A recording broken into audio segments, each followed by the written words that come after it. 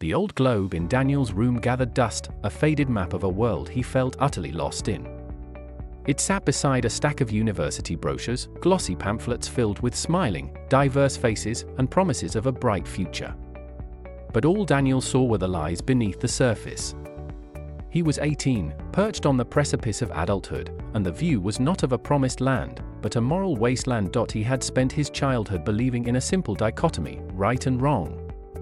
His parents, good people who believed in hard work and kindness, had nurtured this belief.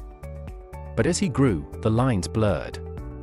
In history class, he learned of empires built on exploitation, of great men who were architects of suffering.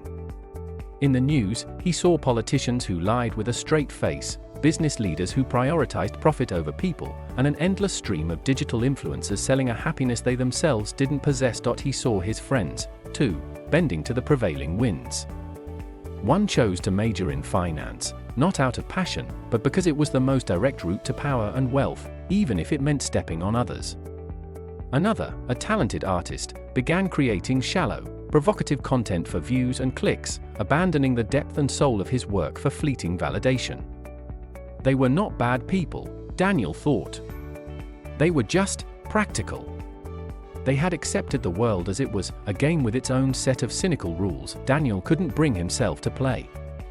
He had a deep, gnawing hunger for something more meaningful. He considered law, hoping to fight for justice, but the thought of navigating a system riddled with loopholes and compromises left him cold. He considered medicine, wanting to heal, but saw the corporate stranglehold on healthcare and the dehumanizing bureaucracy. Even his love for literature, for stories that explored the human condition, felt tainted by the commercial machine that valued sensationalism over truth. One night, the weight of it all became unbearable. He went to the old wooden pier by the lake, the same one where his grandfather had taught him to fish. The air was cool and still. The water, black and deep, reflected the distant, indifferent stars. He sat on the edge, his feet dangling over the void, and for the first time, he spoke his turmoil aloud, a whisper into the vast, silent night. "Grandpa, what do I do?" he said, his voice cracking.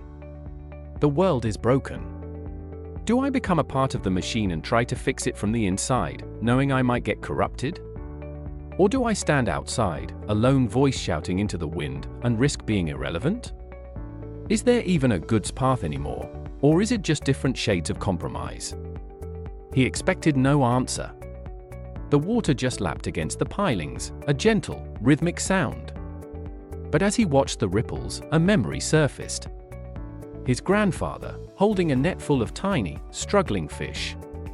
"Some of these, Danny boy, are no good for eating," he had said, tossing them back. "But they're not bad. They're just not what we came for. You can't change the whole lake, but you can choose what you keep and what you let go." The words resonated with a simple, profound truth. The world was a lake, and he was trying to clean all of it at once. He didn't have to. He just had to choose what he held onto. His purpose wasn't to fix all of humanity's flaws, but to live a life that didn't succumb to them. His path was not about changing the whole system, but about preserving his own integrity within it. The answer wasn't in the university brochures, nor was it in the grand, sweeping gestures he had imagined. It was in the small, deliberate choices. Choosing to be honest when it was easier to lie. Choosing to be kind when it was tempting to be cynical. Choosing a career, not for its power or profit, but for its capacity to do good, however small. He didn't have to save the world. He just had to save himself from becoming part of its decay. The path wasn't straight, and it wasn't easy, but for the first time in a long time, Daniel felt a sense of clarity.